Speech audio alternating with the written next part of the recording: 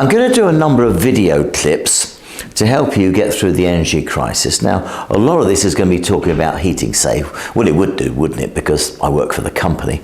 But also, there's some more general information which I think you might find helpful to better manage the heating and cooling systems that you have within your premises.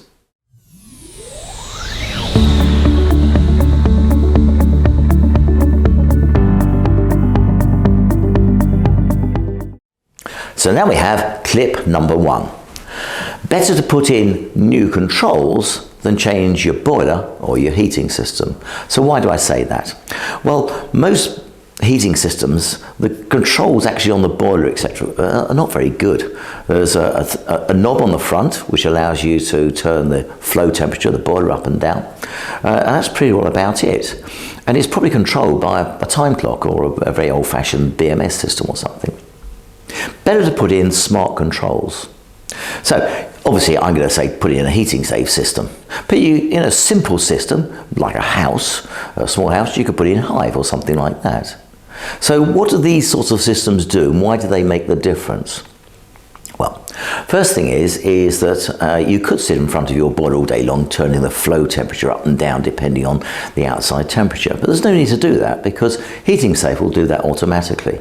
You set up the curve on the computer, it's very easy to drag and drop.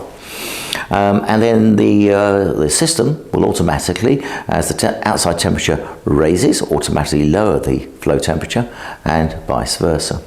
It also better controls your pumps and your valves. So when valves shut off or pumps, the pumps have things like overrun, so they get rid of excess heat and things like this. All these are little bits here and there, shaving a bit of energy off here and a bit of energy off there, but they're all cumulative.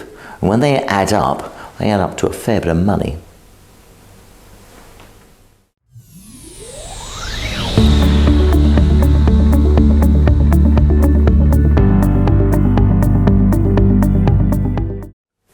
Clip number 2.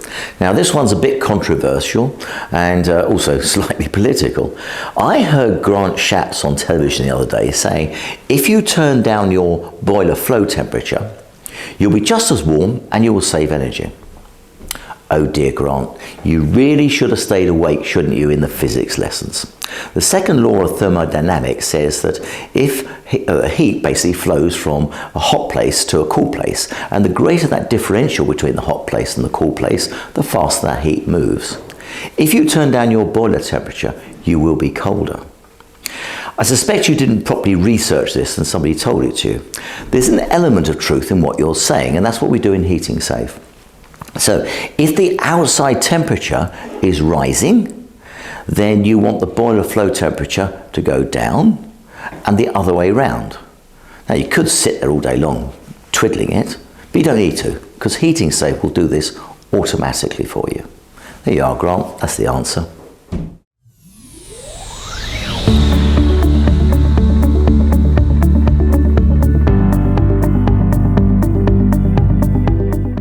Now we have clip number 3, TRVs. What's a TRV? A TRV is a thermostatic radiator valve. So what do? Well, they're the things you see on the end of your radiators. You know, the little knobs that you turn up and down. And usually most people set them to the midpoint and never ever touch them again. Keeps your room nice and warm, it's fair to say, but it does nothing for energy saving at all. So what we do in HeatingSave is we replace the TRV head. That's the bit that unscrews. We don't touch the valve or anything like that. And then we screw on top of that a head of our own, which is either a wired one connected back to HeatingSave or a wireless one. Always use the wired one if you can, but if not, wireless one works fine, just that it has batteries. And what we can then do in HeatingSave is we can control better that heating and raise it up and down to control the temperatures that you require when you want them. Now these tie into the heat loss algorithm and also the occupancy algorithm. So between all three, they really do reduce your heating bill and most importantly the heating wastage.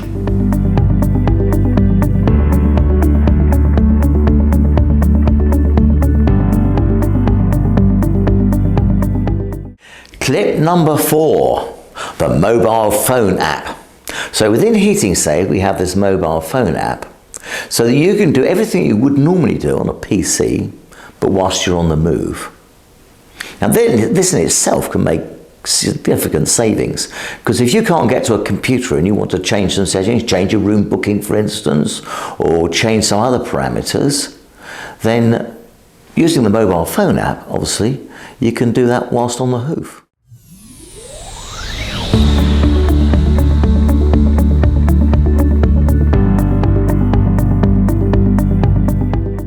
Clip number 5, the room booking system. Now, I've already done an extensive video on this, so just check on the HeatingSave website, www.heatingsave.co.uk, and you'll see quite an extensive video there explaining how the room booking system works. But in a nutshell, what room booking does is that you can, and this is very good for community centres, village halls, things like this. What you can do is you can book a room, but when you do book the room, you book the temperature that you require that room to be at. Now you might think, does that make much sense? Of course it does. If you're a community centre, you've got a Pilates class, they want 18 degrees, mums and tots probably want it at 21. So you, by booking the temperature at the same time as you're booking that particular room, you're shaving just a little bit more off the amount of fuel that you're using, or rather wasting.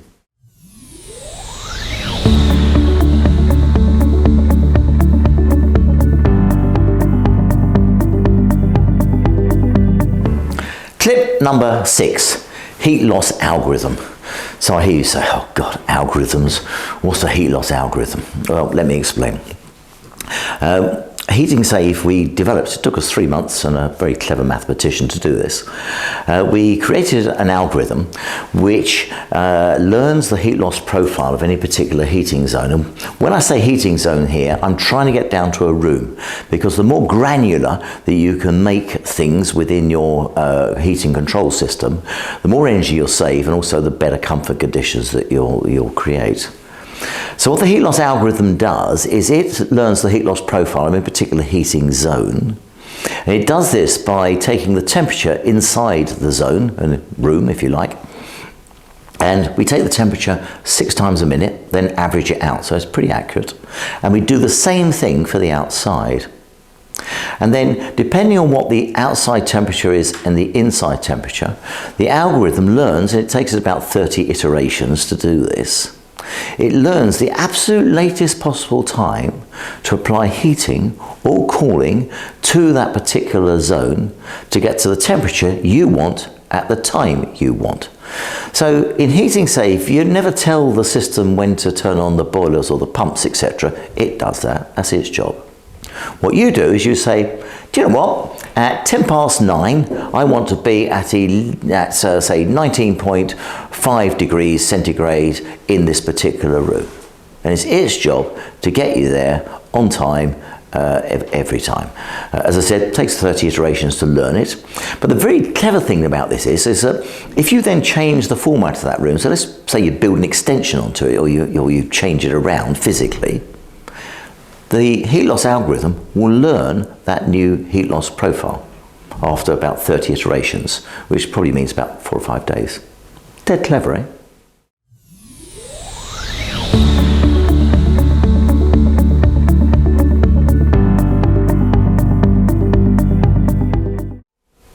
Clip number 7.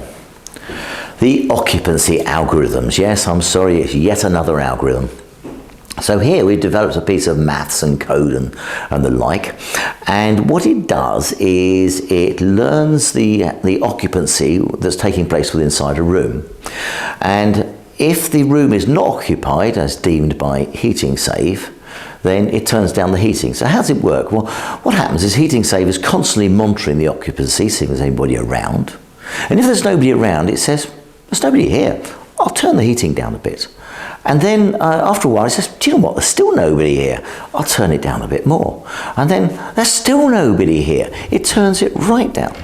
And then when people return, it automatically moves it back up again.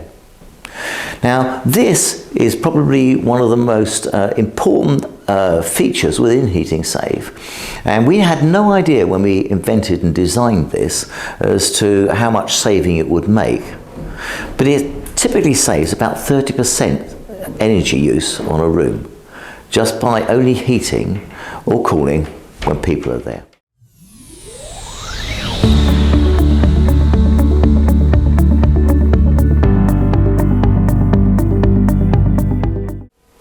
Tip number 8, frost protection. Now, the majority of commercial systems, if they have a frost stat, automatically turns the boiler on at 4 degrees. There's a reason for 4 degrees, but I won't go into that here now. Why? Because we're not trying to heat the building. All we're trying to do is stop it from freezing up. There's nobody there. Typically, it's in the middle of the night. So what we do in HeatingSave is we don't turn the boiler on. The first thing we do is at the appointed temperature, and it's not set at 4 degrees. You can choose that yourself depending on your building and your setup. And then what we do at the appointed temperature when that drops down is we turn on the pumps, the valves, and we start moving the water in the system, typically, around the building. So what happens is radiators start becoming heat pumps. So they're in effect moving the heat from the warmer parts of the building to the cooler parts of the building. Remember, all the time we're trying to do is we're just trying to make sure the pipes don't freeze up. We're not trying to heat the building. And then if we still can't achieve the required temperature and it's still dropping, then we turn the boiler on in small cycles. Let me tell you a little bit about water. It's interesting stuff, water. We all know it's H2O, don't we? But you don't quite get the idea. So you've got this socking great oxygen and these teeny weeny little hydrogens. And the oxygen, if you look up the periodic table, you'll find that you end up with something which has got a charge on one end of it. That's the oxygen bit. And because of that, water, believe it or not, is actually quite difficult to freeze. If it was petroleum, spirit or something like that, it would change the state from a solid to a liquid or liquid to a solid much more easily. And it is that particular feature, if you like, of water that we utilise within HeatingSave by moving the water around. And of course, not only are we moving the heat from the hotter parts of the building or warmer parts of the building to the cooler parts, but also because we're moving it, it's also got kinetic energy. So again, it's much more difficult for it to freeze. So quite often in HeatingSave, do you know what? We don't turn the boilers on at all when it's freezing.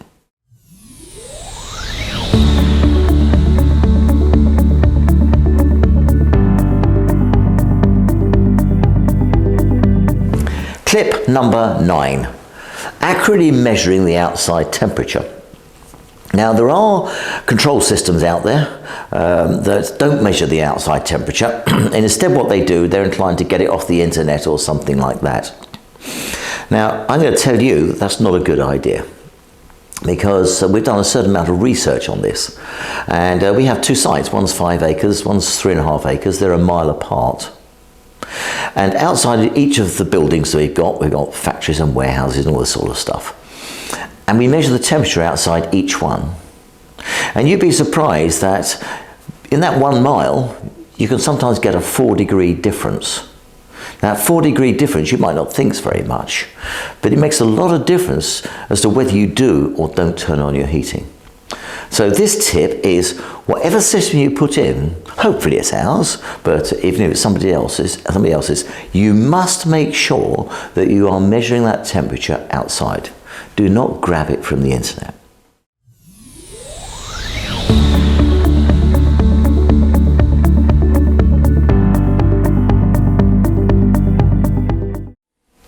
Tip number 10. Hot water cylinders, or the professional heating engineers call it calorifiers. It's just a posh name for a hot water cylinder. So what is a hot water cylinder? Well, I think you probably know anyway. It's a big vessel. Nowadays they're quite often made out of stainless steel because they're pressurized, but the old-fashioned ones, or not so old-fashioned, are made out of copper. And what they have is they have the primary circuit, and that's the circuit of water on a pipe coming from the boiler, and it goes through the coil goes through the cylinder and indirectly heats up the large volume of water inside the cylinder, and that's the water that you use for your baths, your taps, for your sinks and things like this. Okay, so that's basically how it works. So, if you talk to heating engineers, they'll say to you, oh, you must keep that at 60 degrees. And the reason why you've got to keep it at 6 degrees, if you don't, we're all going to drop dead of Legionella disease. Legionella is a bacterium. And little interesting story here. So it was first found in the French Foreign Legion. So French Foreign Legion, when they used to own half of North Africa, they had all these forts, and they were stuck out in the desert. And they couldn't work out what was happening because these strong, big beefy legionnaire chaps, ex-criminals and God knows what else, they were dropping like flies and they couldn't work out why. And what it was that they, because obviously it's in North Africa, desert, and they had these cylinders of water collecting rainwater basically in the forts, and these were warming up. And this bacterium grew inside these tanks, and that's what was knocking off the soldiers. So that's Legionella, a bacterium. It is true that Legionella at 60 degrees can't survive. So gets up to 60 degrees, kills the bacterium. And if you talk to heating engineers, they'll tell you you've got to keep those hot water cylinders at 60 degrees. Why? You don't need to. They'll tell you that the health and safety executive based in Bootle will tell you that that's what you need to do. And if you phone them up, they'll say that's not what we said at all. What we said is at 60 degrees you will kill Legionella. But what you should be doing is a risk assessment to see whether you've really got Legionella. And the other thing you can do is you can run the hot water cylinders at a much lower temperature, because after all, if you take schools or care homes or things like this, 60 degrees is quite hot. It's 60 degrees and supposed to be 50 degrees at the tap. That's still pretty hot. Because if you think about it, in schools, children nowadays don't have showers and things like that. When I was at school, no, they wash their hands after they've been to the toilet, if you're lucky. So that's all they need for that is 45 degrees and probably not much else. And for old people in care homes and things like that, 50 degrees is quite warm, so you can run that at a slightly lower temperature. Why do you want to do that? Well, obviously we're going to save energy. But we also need to be mindful of Legionella. So what HeatingSave does, another dead clever thing here, is that it monitors the temperature that we keep that cylinder at, which goes up and down because as people are using hot water and as we're heating it, obviously it's all over the place. But what HeatingSave does is it monitors that over a period, and you determine what that period is, either 1, 2, 3 days, something like that. And if it hasn't hit 60 degrees for a period of time, and again you determine that period of time, typically half an hour, to kill off any Legionella if it exists, we automatically insert a Legionella boost in the middle of the night. So that way we stay on top of Legionella, but at the same time we're cutting your energy bill because we allow you to run your hot water cylinders or calorifiers at a much lower temperature.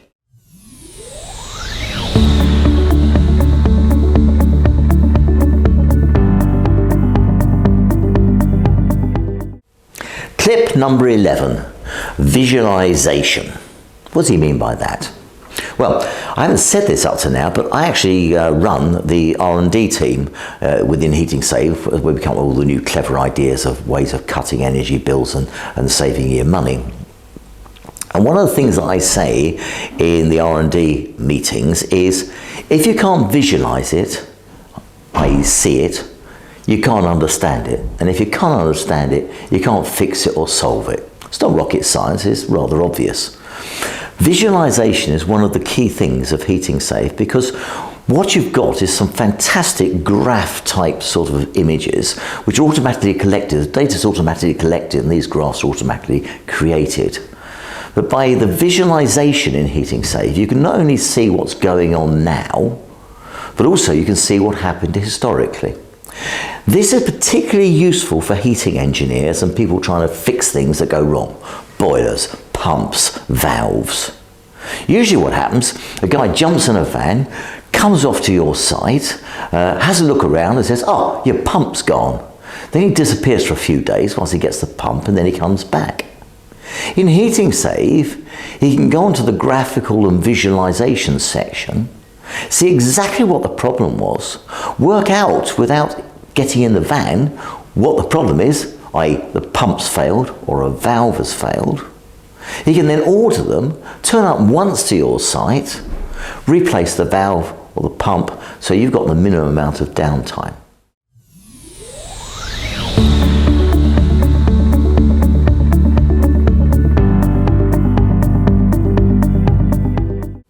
Tip number 12, kilowatt hours and the price of energy.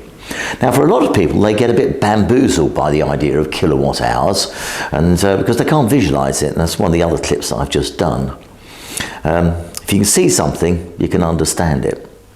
So let's just talk about the base unit that we normally use. There's lots of other different measurements, by the way, of measuring energy. So it's a bit like you can have, you can measure a pound of apples or a kilo of apples. It's that sort of measurement difference, you know. It's the same thing, it's just you're measuring it by a different sort of standard. So the one we inclined to use, and governments inclined to use, is kilowatt hours. And so if you turn on an electric fire, which burns at 1 kilowatt, and you run that for an hour, that's the amount of electricity you've used. Now, people still have trouble understanding electricity because you can't see it, you can't visualize it. So I'm now going to go to a sink with a glass of water, and I'm going to explain to you how you can measure kilowatt hours and how you can probably better understand it. So, as I said just now, the biggest problem is being able to visualize kilowatt hours because you can't see electricity. But a very good analog for electricity is water, because water actually flows through taps, electricity flows through wires, so it's quite similar in that respect. So what I'm going to do now is I'm going to turn on this tap. Now this water is coming out of this tap and it's coming out at a certain speed, and that is like watts.